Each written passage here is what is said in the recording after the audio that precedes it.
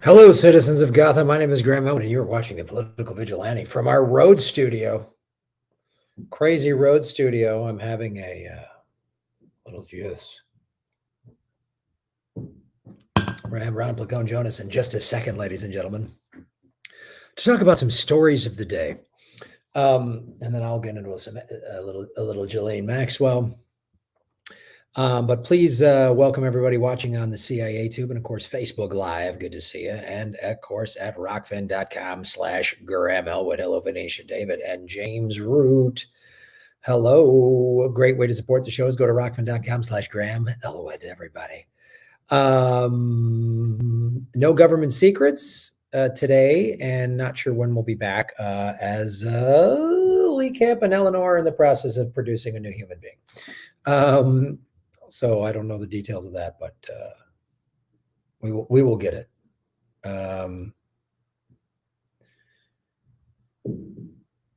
Hello.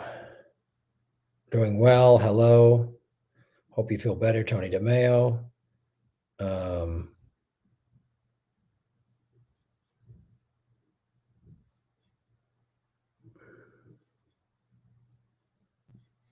Right on. Hit the like button, everybody. Yeah.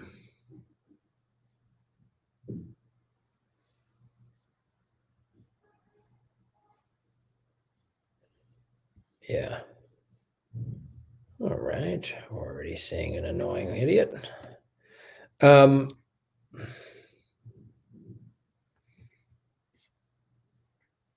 Here we go.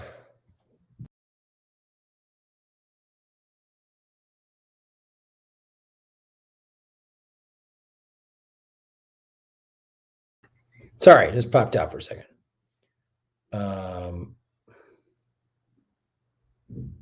Thank you, Elena. All right. Host of Get Your News On with Ron, ladies and gentlemen, Ron Placone. What's up, Graham? How's it going, buddy? It's good, buddy. How are you doing? Dude, I'm wonderful, man. It's Friday. I went to my farmer's market like a champ. What'd you buy, buddy? Some Coca-Cola products? Yeah. Homegrown Coca-Cola products, free range, grass-fed. I like the grass-fed Coke Zero the best. And but the wild caught Sprite does it for me as well. So it was a good wild trip. caught Sprite. Yeah. Yeah, it's really the best. I actually got some kale chips. That was like a treat that I got, some kale chips, and then some blueberries. I feel like that's like the best berry right now. The strawberries looked a little like they're not totally great in season, but I freeze blueberries, so I can always be down with some blueberries because I freeze them.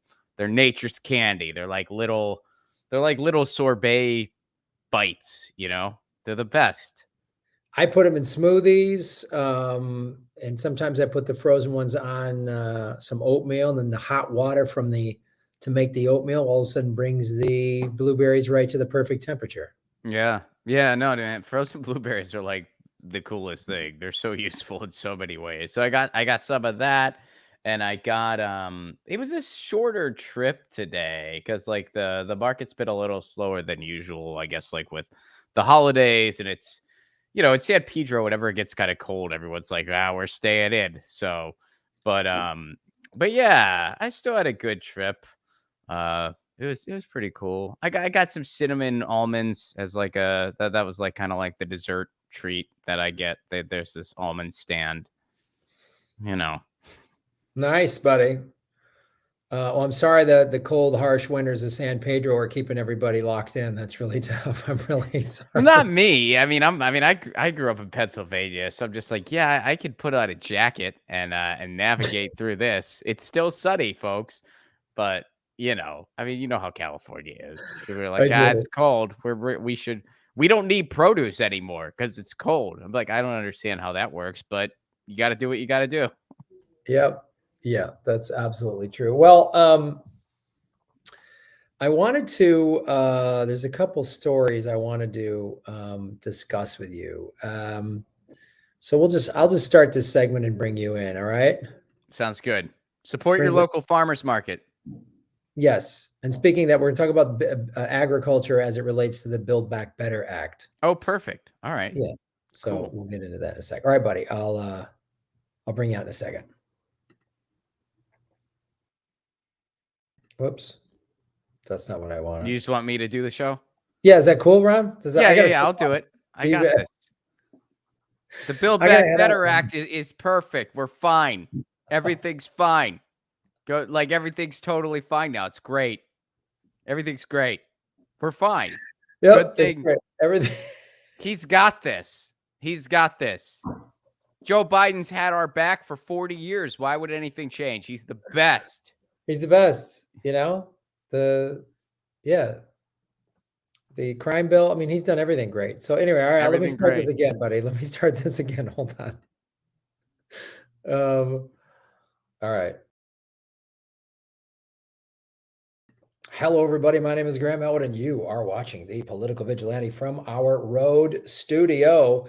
Well, we've talked a lot about the Build Back Better Act, and I wanted to show you. This is an article in the Intercept. Now, the Intercept has definitely gone neoliberal in many ways, which is a bummer, but they're still doing some decent reporting. You got to kind of sift through it. Greening Red America, breaking down Build Back Better's climate ag policy. The bill aims to transform America's approach to climate, forestry, and agriculture. The Build Back Better Act is one of the biggest and most complicated pieces of spending legislation in American history. If it becomes law, it will be, among other things, the biggest investment in climate mitigation ever made. So what does it actually do on the climate front? And it should be noted that the most money ever spent on climate doesn't say much from a country that does not care about climate change. Reagan didn't care about it. Clinton, like any good Democrat, talked about it, did nothing. Bush didn't care about it. Obama said he cared and did nothing. Trump clearly just didn't care. He had climate change deniers in his cabinet. So it's ridiculous. So, and they do this, and they go into this podcast, right?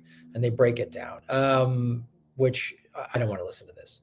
So I wanted to, this first paragraph again is sort of in Intercept being a little like, I don't. It is technically the biggest investment in climate mitigation that we've ever made. So what does it do on the climate front? And they're talking about big agriculture, and the problem is with big agri. And well, let me bring Ron Placone in here. So the host of Get Your News On with Ron. It's Ron Placone, everybody. How you doing, Ron? Hey, Graham. What's up, buddy? Good to see you. Good to see you too, my friend. So I know you've gone into the Build Back Better Act a little bit. You and I have talked about it. More than likely it'll have bailouts for big business. It'll probably like privatize green energy, which we'll just get these band-aids on a shotgun wounds. Like we'll see more electric vehicle charging stations or something like that. Oh, great. Which, I'm an EV owner, but that's just a drop in the bucket. We need to spend $1 trillion on, reef restoration, which there's people out there doing great work doing reef restoration. They're just doing it on a small scale. This is like little universities or whatever. So we need real spending in this. And the Build Back Better Act doesn't appear to have any of this. What do you see your take? And obviously this Intercept article wants to focus on big agriculture, which big agriculture has something to blame, and Yeah. like the cattle and dairy industry, the methane gas from that is pretty awful. Right. That's almost like becoming like the new coal industry. But what are your thoughts on what will the Build Back Better Act actually do versus what they're saying it's going to do? Yeah, totally, man. I mean, so when you look at the bill as a whole, I mean, I agree with your summary. It does not do anywhere near enough to meet the moment. In the quote bipartisan infrastructure portion, there's a ton of poison pills in there. We've talked about some of them on this show. I've talked about it on Get Your News On with Ron. You've talked about it in other political vigilante segments. The privatization of our roads and a per mileage usage toll is one of the big ones that a lot of people are concerned about. And I share that concern big time. And And it's nowhere near enough. I mean, keep in mind, it's not like we get that compromise of a compromise of a compromise of a compromise. We don't even get that right away. We get it over the course of 10 freaking years. So when you look at it as a whole, like, yeah, of course, it doesn't come anywhere close to meeting the moment. Now, I do see the importance, though, however, of kind of pulling out certain parts of it and really dissecting those to make sure we get the most out of it. For me, in my world, one thing in particular I need to take a much deeper dive into, which I plan on doing either within the next few weeks or definitely at the start of the next year, is the broadband portion.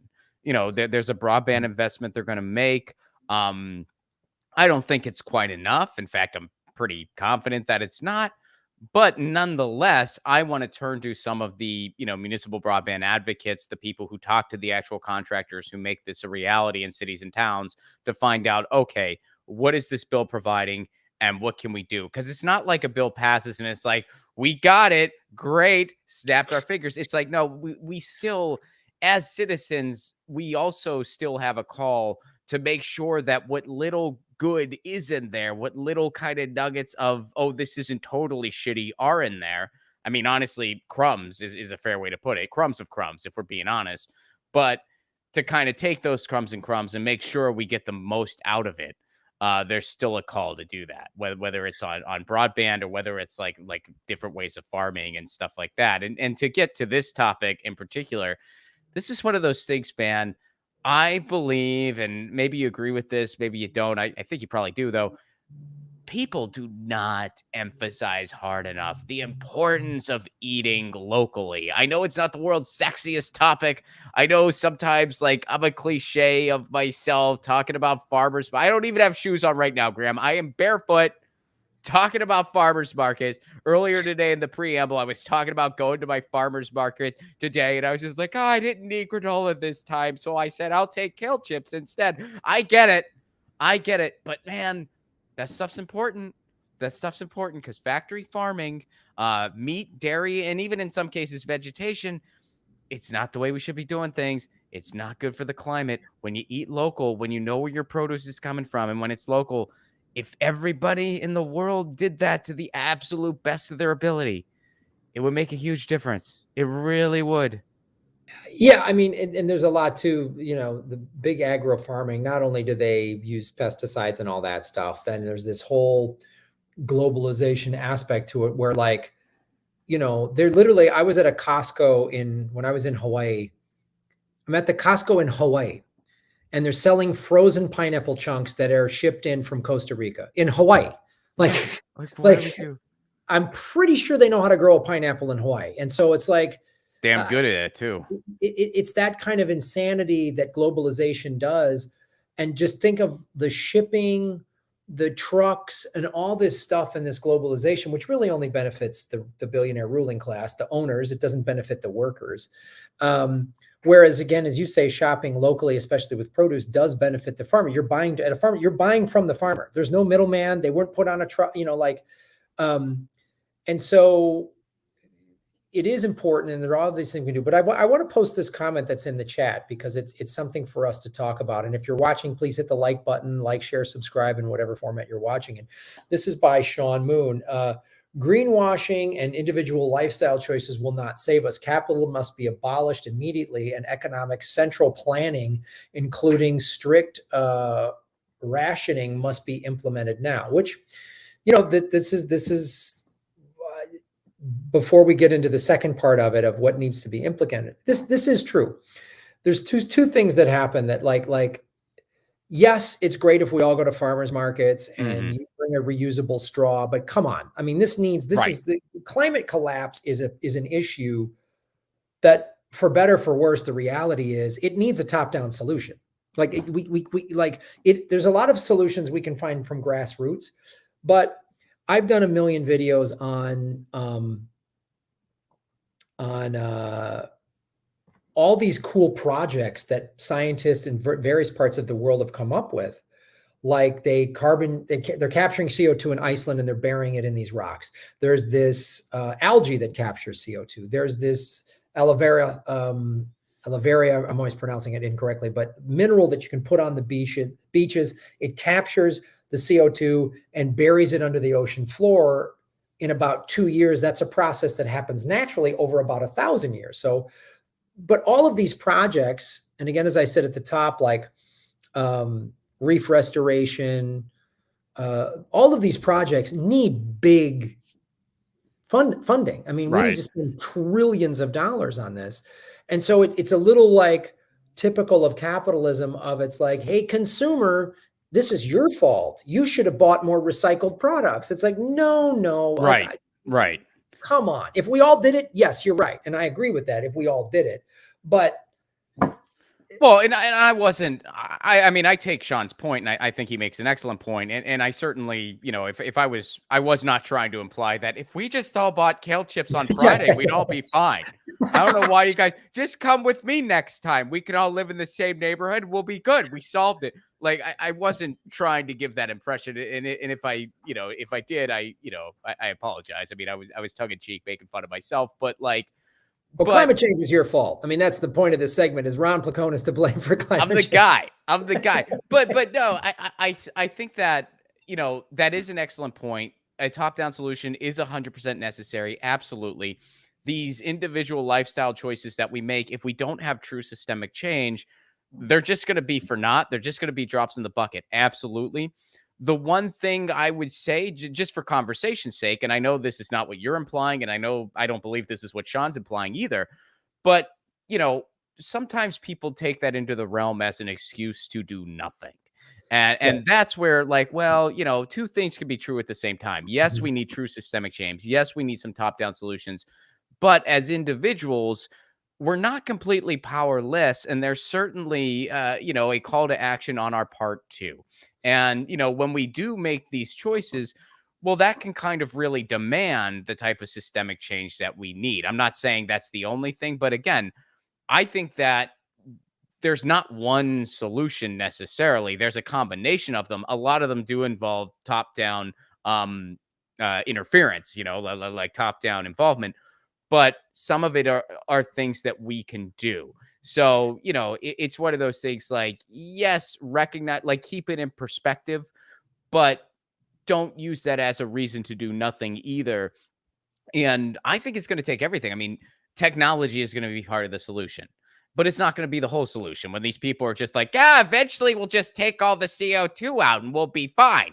So just do whatever. Just keep driving the car because eventually they're going to come up with an invention. It's just going to be, haven't you seen Back to the Future?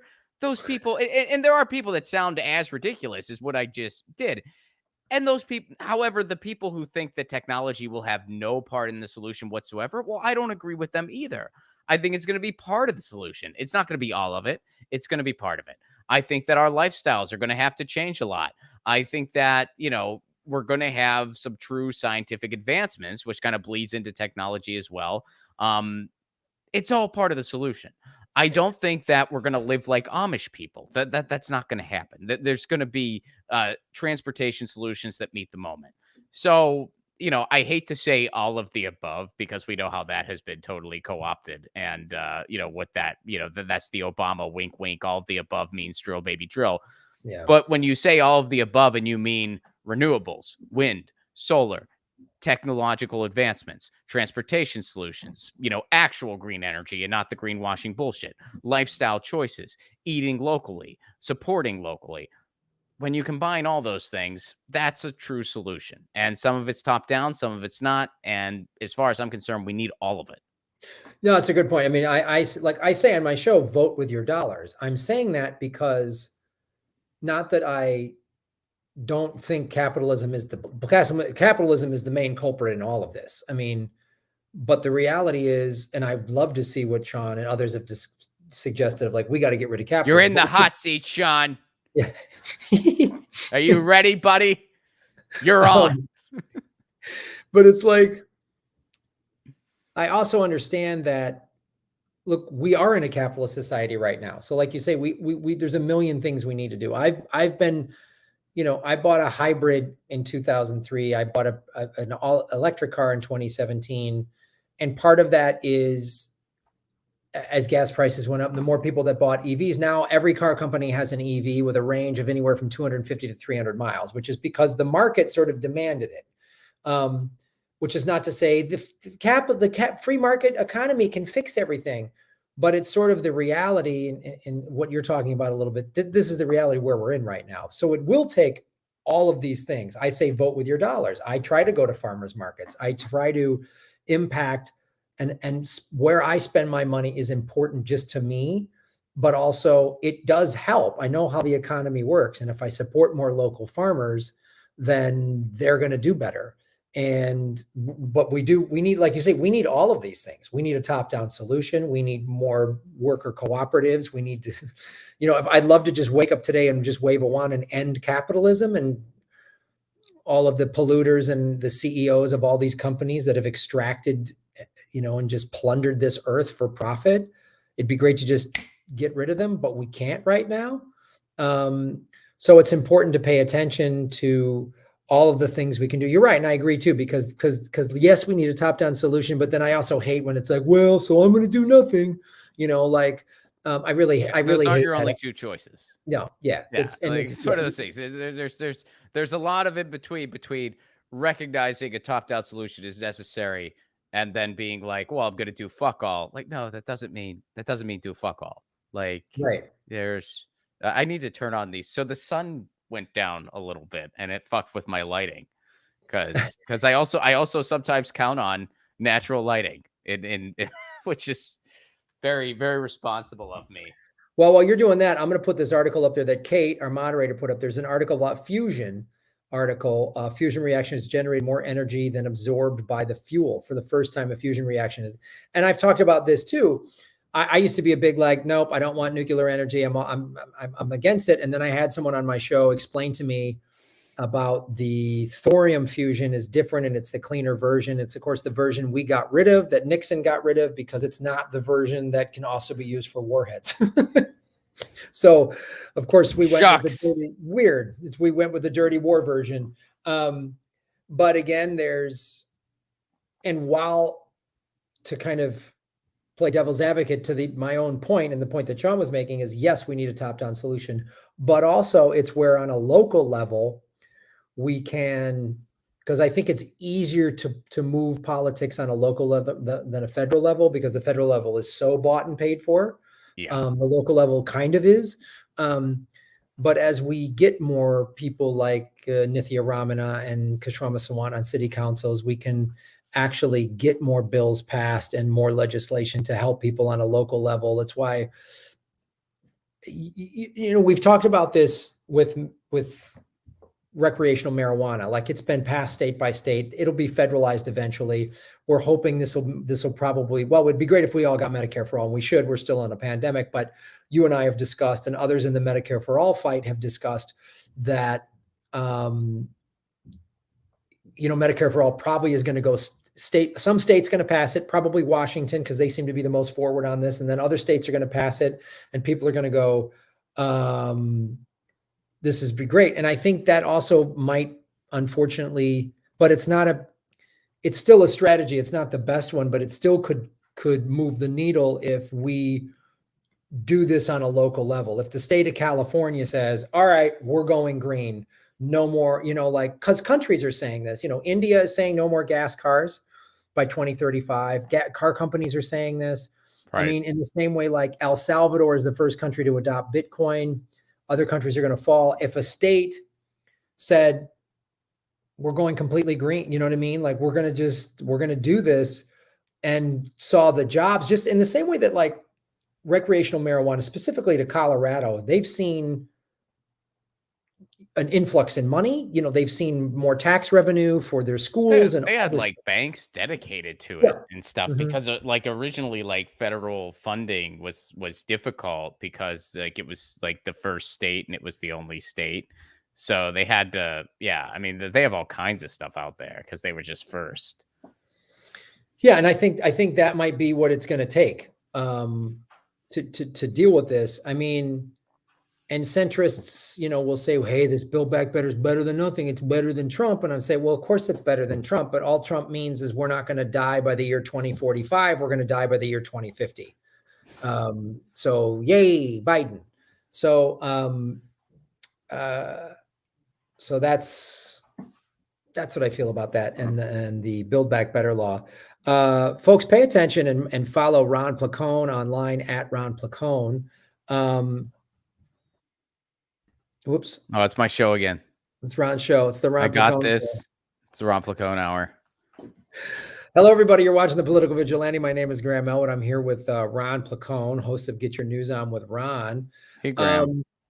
We were talking about the Build Back Better bill, and you were discussing some of the bill laws in there about broadband. And I wanted to get into that a little more because that's a subject that's you're passionate about, and you've done a lot of work on that. You and I have talked about the importance of municipal broadband, and we always point to like cities like Chattanooga that have really fast Wi-Fi or fast internet, and it's cheap and affordable. And I've been looking at traveling more and countries that have digital nomad visas, and all these like countries like cities like Medellin, I think like Kuala Lumpur, all in Asia, they have the fastest internet. It makes ours look like a dial-up from the 90s.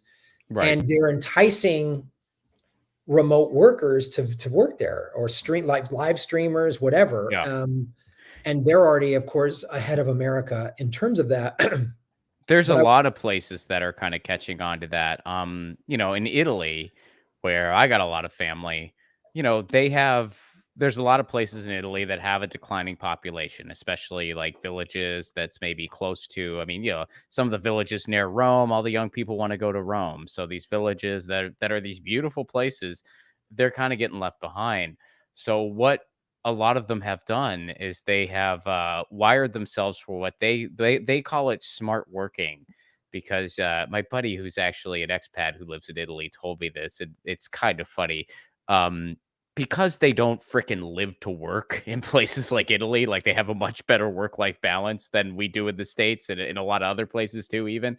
The concept of work from home was just not something they had. Like, they just didn't have that. Like, there was no word for it in their language.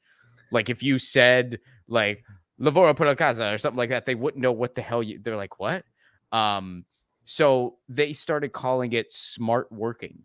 That was what they call it, because that when the pandemic hit and they had to do that, they were like, "Oh, yeah, we don't really have a word for this." So they call it smart working. So what they did is they wired these places for smart working.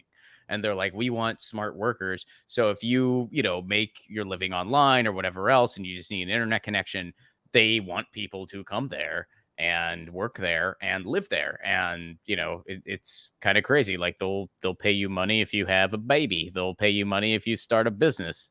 So places in the world are kind of catching on to this. I mean, it really is one of the ways society is changing, and I think in some ways it's a bit of a silver lining throughout all this. yeah, so how do you see because you talked about there's some positive stuff in the Build Back Better Act with broadband. Just And there's some money for it, really. I mean, it's there is money for broadband. How it will be distributed, how it will be utilized, how far it will go.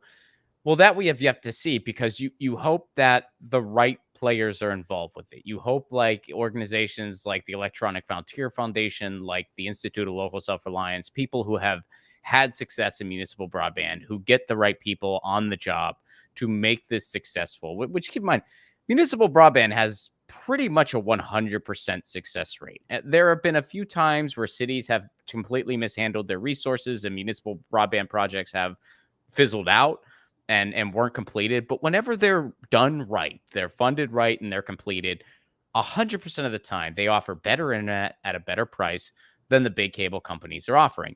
Chattanooga caught on to this very early on. They invested in their own power grid. They offered municipal broadband to people. They have some of the best internet, not just in the country, but in the world. And I think people pay about an average of $65 a month for it. Some of the best internet. And now, because of like the global village that we live in, it keeps getting more and more. People are moving there because of that. Businesses are moving there. I mean, it's, the topic of municipal broadband. If you said, Ron, pretend you are the most diehard libertarian and argue for municipal broadband, I could do it. If you said, Ron, pretend you're the most conservative guy in the world and argue for municipal broadband, I could do that too. If you said, Ron, just talk about municipal broadband because you love it as a lefty. I mean, it's one of those issues where it really is just such an obvious thing. And it's not a left wing issue or a right wing issue. It's just something we should have. It's an issue of, unless you are one of the few profiteers of big cable, you should be 110% for this. And that's why people are. So yeah, the Build Back Better Act does have some broadband investments, but hey, Joe Biden's a guy who started his campaign at a bunch of Comcast executives' houses.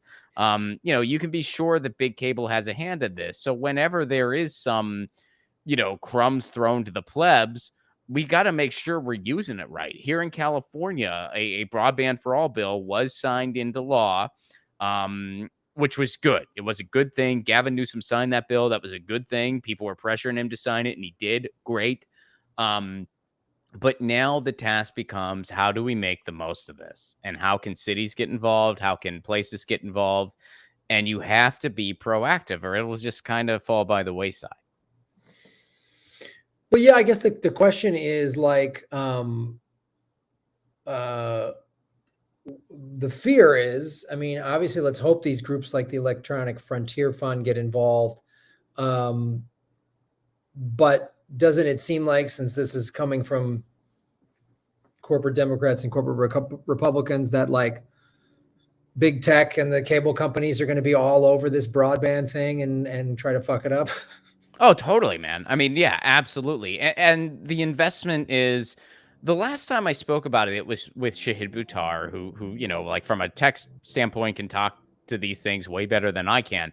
And he was saying, yeah, it's nowhere near enough. It is something. It is more than zero, but it's nowhere near enough. So it's not like in the Build Back Better Act, all the solutions are there. A much better piece of policy was Bernie Sanders' broadband high-speed internet for all bill. Bernie Sanders had like a genuine bill that was signed off on by all the digital rights organizations that really would have solved this and given us, nationwide municipal broadband, basically. Of course, that's not going to happen anytime soon. So we're kind of on our own. And what this infrastructure bill will do, though, is it does provide some infrastructure potential, some infrastructure possibilities. When people make the most of that, well, then you might see more states following California's lead, because maybe they'll be like, oh, this one town in Massachusetts succeeded in getting municipal broadband. This other one didn't. This one town of 7,000 has it, and they get this baller internet, which, by the way, I mean, you can go to the website muninetworks.org and look this stuff up. I mean, dude, there's these towns of like 7,000 people who have some of the best internet in the country. In Massachusetts, there's a town in Kentucky that, and it's all just residents kind of got together and they were like, hey, Comcast is offering us some bullshit. We don't want it. We're just going to do it ourselves. We can do it. And they do it. And then they're just like, hey, we have great internet. And I mean, out in the UK, a bunch of farmers were sick of the crappy internet they were getting. So they took their tractors and they laid cable down. So now they have better internet than you and I have in rural, like, England on these farms, because they were just like, fuck this. We're not going to tolerate this anymore. They just laid fiber with their tractors. So my point is, it's not some huge Rubik's Cube to get high quality internet to people. It can be done, and it can be done in anywhere from a major city, i.e. Chattanooga, Tennessee, to a town of 7,000 people, i.e. Charlemont, Massachusetts. There's more than one way to accomplish this. There are contractors that specialize in this type of work, and there are other organizations that can help you find the right contractors at the right price. I mean, it can be done. I'm not a tech expert in this. I can't explain the nitty gritty of it. Like, well, this wire goes to this. I can't do that. But I'm someone who does follow the policy, and I can point you in the direction of the right people to talk to. And that's why I cover this issue a lot on my show. So that is one piece of the Build Back Better Act that, is worth diving into and seeing, okay, how can we make the most of this? It's not going to solve the digital divide in this country. It's not going to solve our broadband needs by any means, but it's up to us to kind of, an analogy that Jason Isbell, who you can Google him later, Graham, I'm sure you don't know who that is, but he's a pretty great singer-songwriter. And Jason Isbell was talking about the Nashville music scene where, the Nashville music scene was dominated by pop country people, but then slowly but surely it kind of became a town for a lot of Americana and a lot of rock and roll and a lot of roots music. And Jason Isbell described it and he's like, look, it's like the music industry was some big freaking apple tree, and the pop country guys, they were just taking all the apples and taking all the apples. But some of those apples were falling on the ground and they were the apples they didn't want. But what the rest of us were doing is we were taking those apples and we were making amazing apple pies and we were doing all these great things. And eventually we had enough force to be reckoned with to say, hey, this is our city too. So, going by that analogy, it's up to us when the oligarchs are taking all the apples and the billionaires are taking all the apples and they're taking all the, they're writing the laws, they're taking the apples, but some of these apples are falling on the ground. It is up to us to take those apples and to make some great pies with them and to use what we do have. It sucks that that's the world we live in, but we are an empire. We are an oligarchy. That is what we are. Yeah, it'll be interesting to see how this plays out. It'll be really because there's sort of this is where the oligarchs and the billionaires are caught in a rock and a hard place in terms of they want to control everything. Mm-hmm. But then faster internet makes for more online businesses. And there's a lot of ways they're making big money online. I mean, you think about whatever, Twitch, people are, gamers are making money on Twitch, but Twitch is getting a percentage of the, YouTube with the super chats. I mean, all this stuff. So it's like, they're kind of like, well, if we give everybody really great internet, then there's actually more money to be made. That's the thing. And again, that's kind of like what I was saying, where it's like, dude, I could pretend I'm a Republican and argue for this. You know what I mean? Right. Like it's Right. really, and it's just special interests that are stopping this. It's just a handful of lobbyists that are really stopping this, because even if you are, just the most hyper conservative, or neoliberal or whatever else, you have to kind of take a step back. And I mean, hey, this was said to me by somebody who is actually a pretty conservative person. And I actually agree with this sentiment. They said, if you're not thinking globally, get ready to be left behind. So if the United States is just kind of thinking, we're just going to keep going with our shitty broadband and allow this organized duopoly to continue, they're going to get left behind. Mhm. I mean, so all you business people, you're going to get left the fuck behind. Well, let's talk. I mean, that's a great point, because as I said at the top of this, you think about all these cities that I've talked about, Medellin, that have brought in broadband, they like super fast internet. And then you've got, as I tied in, like El Salvador bringing in Bitcoin. So now, and I'm assuming that I bet you they're going to start, if they don't have really fast internet, they're going to get it. So Mhm. now you're a business owner and it's like, I follow a lot of these crypto channels, and these crypto guys go to these countries that treat them better, business wise, tax wise, and internet wise. And so now you have an online business and you want to do, these cities are going to go, come here, Yeah. and they're going to give you whatever tax breaks or easy visa, digital visas or whatever you can use their great healthcare. And it's like, you and I have talked privately about, moving to countries that have better internet, better healthcare.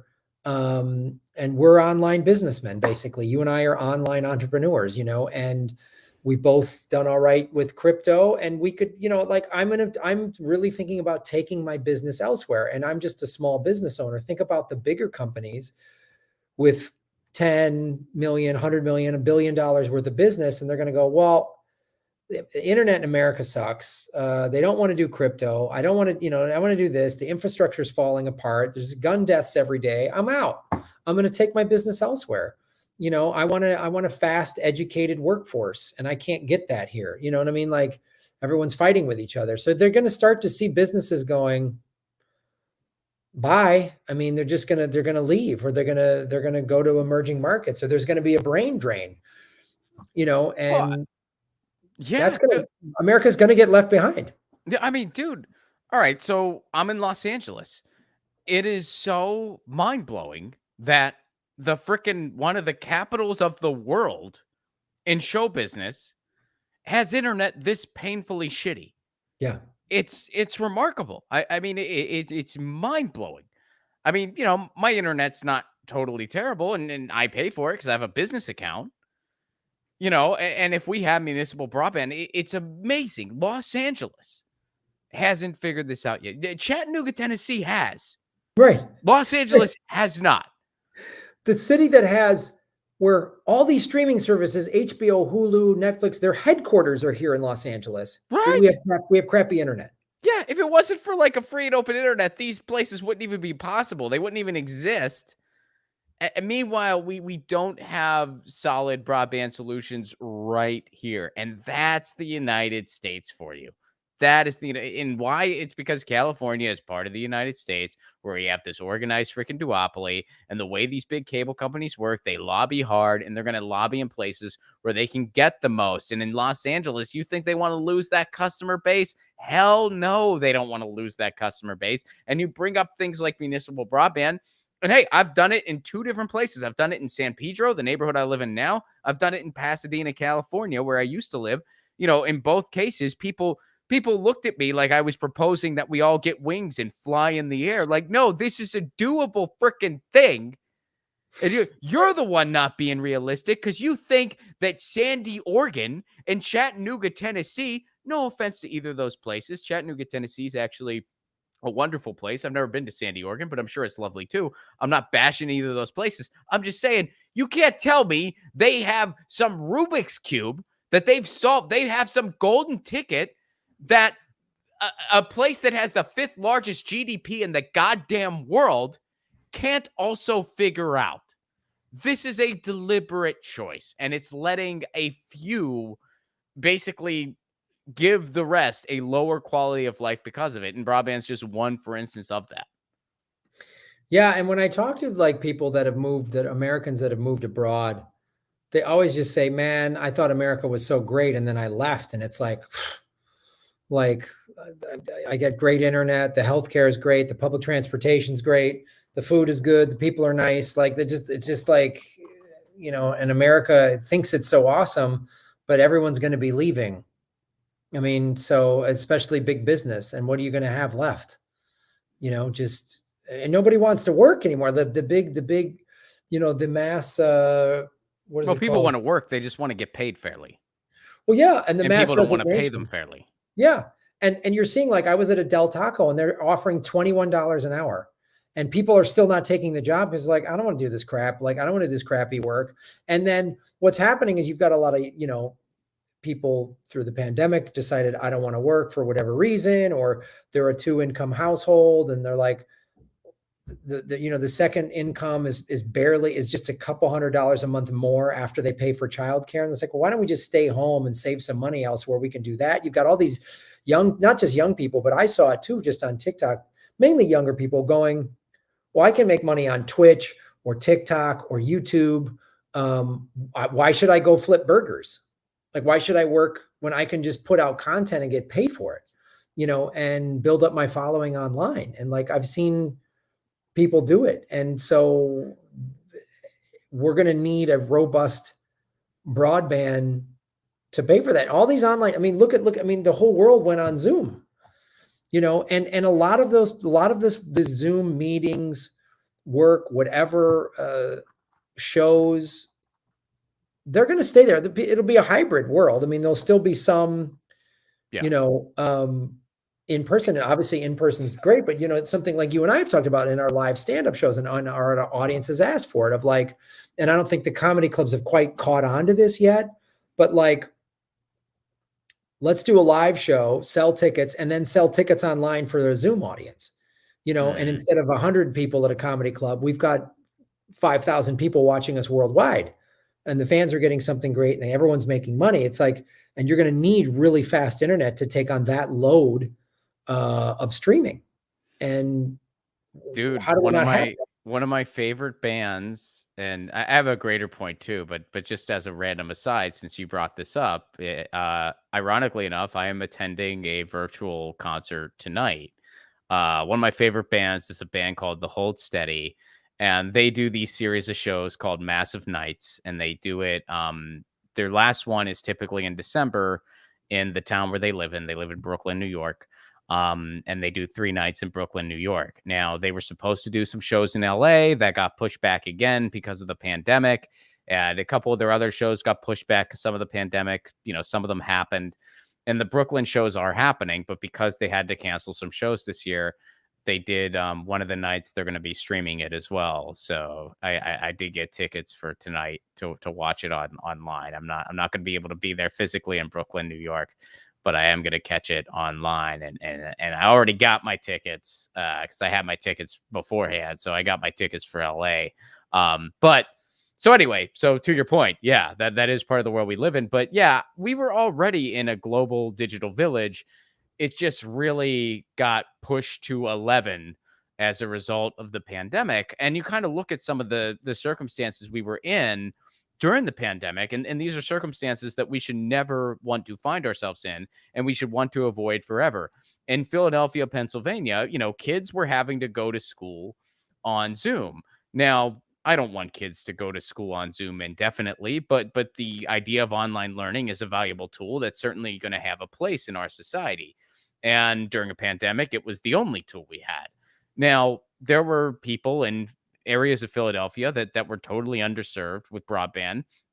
And because Comcast had a near monopoly in that area, they were counting on Comcast to build some hotspots so that kids could go places and do school. So basically, these kids were in like parking lots and stuff trying to go to school. Uh, we should not be in that situation where we're counting on one of the most hated companies in the world. Comcast. I mean, one of and deservedly so. One of the most hated companies in the world. One of the most despicable companies in the world. I have heard from some people who have had more inside exposure than I have that AT&T is even worse. But I mean, whatever. It's the bottom of the barrel. But one of the most hated companies in the world, regardless, is dictating whether or not our children get to learn. That's a failed state, first of all. And that's not a situation we should ever find ourselves in. So, if this pandemic didn't make it so brutally apparent that we need municipal broadband everywhere and we need it now and we needed it yesterday, I don't know what is. And I'm hoping that, as the world is opening, that we really start hammering this home. And that's why, yes, in the Build Back Better Act, there is a portion set aside for broadband. It's not enough, but it's more than zero, and it's up to us to take that, make the most of it, pressure states to do what California did, and when they do what California did, to make sure that it's utilized properly. Excellent points, Ron Placone. Well, I know you got to go here, buddy. Where can people find your stuff? And I know you got some shows on the East Coast in April coming up. Yeah, so you can find me at romplacone.com, and you can find me on Twitter at romplacone, YouTube romplacone, Rockfin romplacone, all socials romplacone, Instagram, TikTok. I do have some tour dates in the spring. I'm going to be out east for a little bit, and I'm going to Canada. So Pittsburgh, Pennsylvania, Toronto, Montreal, Ottawa, Burlington, Vermont, Portland, Maine, Boston, Mass, and New York City, baby. You can get tickets for that now at romplacone.com, and I can't wait to see you all. And of course, I'm going to be breaking ground on my movie soon. It is called Left at Wall. If you want to check out that trailer and if you want to help get it made, you can make a contribution on the GoFundMe. Just go to gofundme.com, type in Left at Wall. It comes right up. Or, of course, you can see it on my pinned tweet or check it out on my YouTube or Rockfin channel. If you want to make a contribution, that's great. But hey, even if you can't, check out the trailer anyway. Share it with people. Let me know what you think, because I'm real excited about breaking ground on that too. Rob Placone, thank you for taking time out of your day to go through the Build Back Better, buddy. We are Build building back better, Graham. I mean, listen, Fat, it's going to be a really great bill. So it's just, I mean, the thing. The thing. It's just we got to get. Sure. I don't know if Joe Biden knows what municipal broadband is. I'd be curious if you said that to him, would he know what it was? I doubt he would. We are governed by two types of people, Graham: people who don't understand the internet, and people like Marjorie Taylor Greene who can't handle the internet. And those are the people who make laws around the internet. And as somebody who really cares about digital rights and talks about it a lot, and it's been on campaigns for digital rights, and it will be in the future, it's really, really freaking frustrating. But you know what? We still got to do our best. We got to do our best, buddy. Well, good to have you on the show. And of course, we'll be doing the Anything Can Happen game show in the next couple of weeks. Yes. So tune back in for that. We're going to be doing NFT fundraiser where you can buy an NFT and then we're going to shoot the game show in front of a live audience. So I'm going to be announcing that in the next month. So stay tuned for all of that. All right, Graham. Thanks for having me, man. Good to see you. All right, buddy. Good to see you, man. All right. Peace. Later. Round Placone, everybody.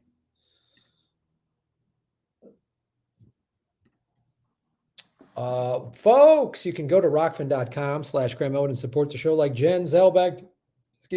Shave Your Knuckles for Justice. Thank you, Jen. We appreciate you supporting the show. And Tony DeMeo, boom, Shave Your Knuckles for Justice. Thank you at rockfin.com/Graham Elwood. I discovered your plant-based chicken tastes. I discovered that plant-based chicken tastes amazing, so I've stopped eating meat to help the planet. Right on, Tony. It's great to watch you and Ron while I recover from a mild case of COVID. Oh man, I hope you're okay. I'm glad you're home and not hospitalized, and we appreciate that. I hope you get better. Connie Reed, love this movie. There's Ron, and in the chat, Kate put in the chat. Ron's GoFundMe for Left at Wall. So check that out. And of course, you can support us. Hit the like button, share, subscribe. 157 likes. Let's get that up to 200, everybody. I know you can do that. I know you can enjoy that. I know you can do that. I'm watching. Here we go. Joey Chang. Yes, Zoom. Same for concerts. You got that right, Joe. Thanks for watching us in the Facebook. I now have 4G home Wi-Fi, $50 a month in Australian dollars. Oh, okay.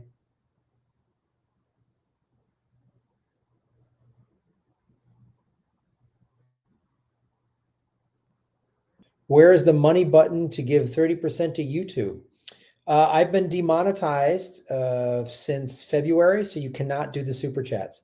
That's why I hope you can support down below. You'll see that you can go to Venmo and support the show, and I'll answer your question, or go to rockfin.com/Graham Elwood.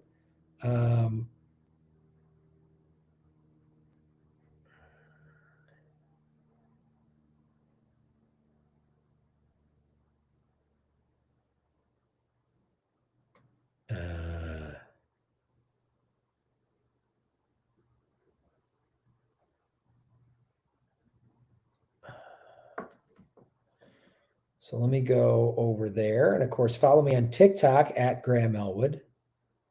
Let me find the Venmo.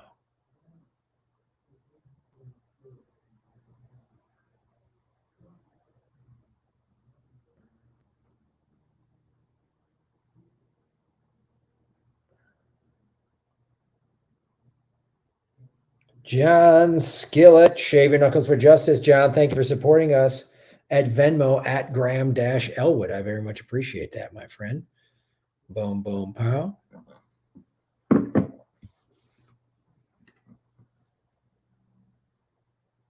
I am not on Rumble, but I am on Straight Arrow News. I have 2 videos up there now. A third one will be posting in the next couple of days if it's not up already.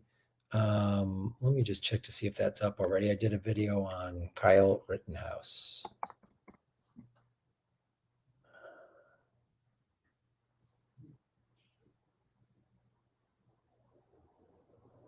All right, this is up. Here's the link.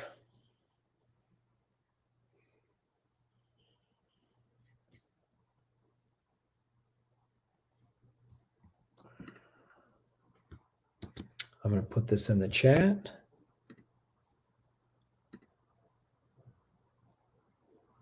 YouTube invested in Aussie toasters. It didn't go well. What's up, Annabelle? How you doing?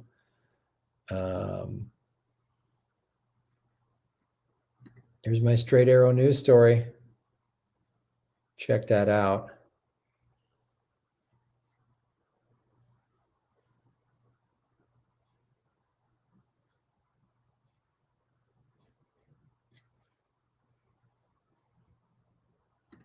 Put that in the Rockfin.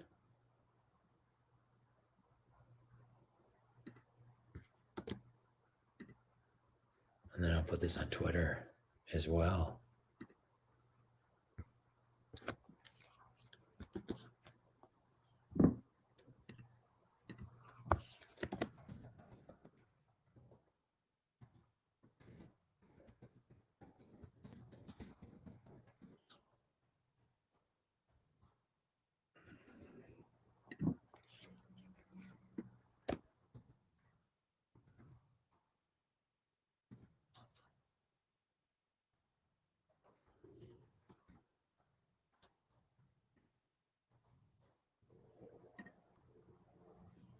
All right.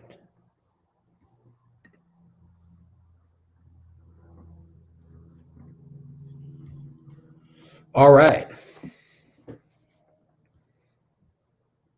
What's up, Everything Revolution? All right, folks. I got a lot of stuff I got to do. I'm traveling tomorrow, so I will be back in the home studio tomorrow or Monday. So we'll be back Monday, guys, with the Late Night Crypto Lounge Monday night. And of course, Government Secrets will probably be back next week. I got to talk to Lee. He might be a dad. And we all plan our trips into Canada to get medication for Ron. Yeah. Yeah, that's what's going to be nuts.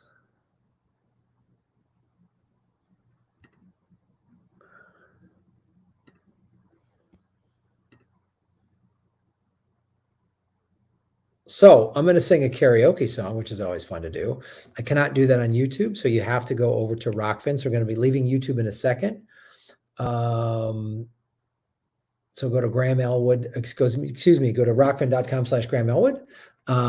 We will be doing a karaoke and any other, if you want to answer questions or ask me questions on Rockfin, you do the tip feature and I'll answer those questions and you're supporting your show. Thank you, Sean Moon. Great, Sean, for the question. Really good statement for us to discuss with Ron. That was really cool.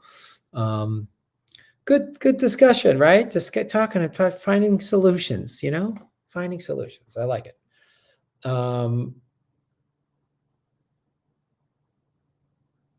Have a good weekend, everybody. Jimmy might be going live soon. Yeah, got a lot of options. Maybe not. Maybe he's got a show tonight. All right, YouTubers. Thank you for watching our show. I hope we come to Australia early next year. When I heard the Omicron thing and countries are shutting down again, I was like, come on. Like, Jesus. What are you going to do? What are you going to do? What are you going to do? So we'll be in Australia at some point. At some point, we're looking for we want to do a European tour, hopefully in the spring. And then maybe we'll come to Australia during the Australian winter. Who knows? Australia not shut down. They're just not, they were going to be open to tourists flying in, and then Omicron, apparently they closed it. I don't know. But that's that. All right, YouTubers, if you want to join us, go to rockfin.com/Graham Elwood right now. Kate, if we could put that up, there it is. Thank you. So go over to Rockfin right now. Everybody watching on YouTube, thank you so much for supporting us. Make sure you hit the subscribe button, like button. They've been unsubscribing people. That's what YouTube does. Throttles and throttles and throttles. Annabelle's going to let me in no matter what. I appreciate that. I do. I as long as the game show host lane is open that I can just breeze through, I shouldn't have any trouble. So it is still, that's kind of cloudy and it's kind of sunny in SoCal. All right, YouTubers, go over to rockfin.com/Graham Elwood. It's free to sign up and you get a lot of cool content. There's no ads on the videos. There's free videos and a premium tier, but if you just want to sign up for free, there's no ads at Rockfin on any of my videos. No ads. Go to Rockfin. All right, YouTube, we'll see you soon. Shave your knuckles for justice. Wow.